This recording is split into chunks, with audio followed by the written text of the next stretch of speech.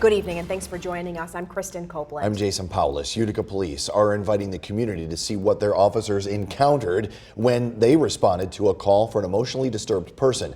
A call that ended with police shooting and killing that person, a 61-year-old man. A warning, the video is disturbing to see and hear. From the victim, a lot of yelling, cursing, and threats.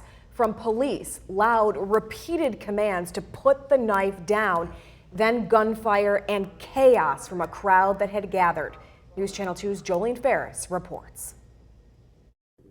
What ended with a fatal officer-involved shooting began earlier on the night of Monday, September 12th, with a 911 call from a despondent man.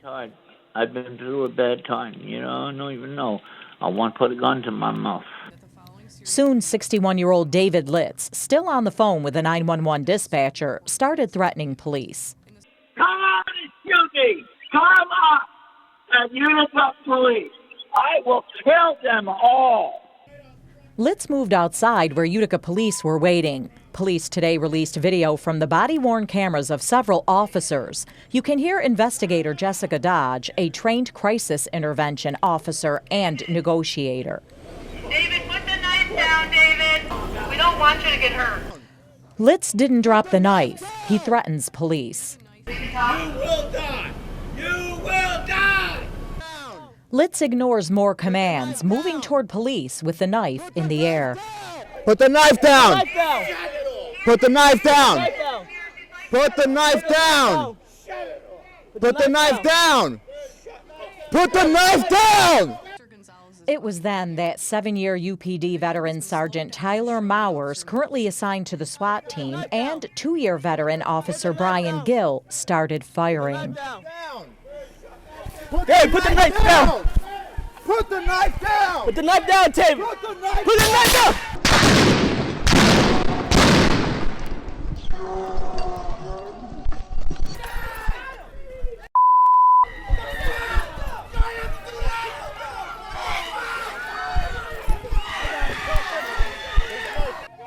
Officers handcuff David Litz and administer first aid.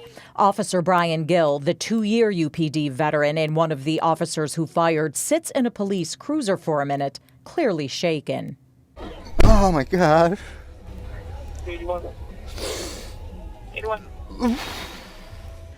Utica police say they put this all out there today in the interest of transparency. To allow people to know what was going through the officers' minds, their hearts, and how they acted in a very stressful situation that unfortunately resulted in the death of this individual. UPD is still investigating, but retired UPD Lieutenant Steve Hauk, a defensive tactics instructor experienced in evaluating use of force, says it looks pretty simple. Do you think their use of deadly physical force in this situation was justified? I think it's clear that it was. The officers can only use what they have accessible to them. I commend them. I think that they were calm in a very high stressful situation. So I think that they were exemplary in their actions. Unfortunately, as police officers, sometimes you have to make those tough decisions in order to save your life or the life of someone else.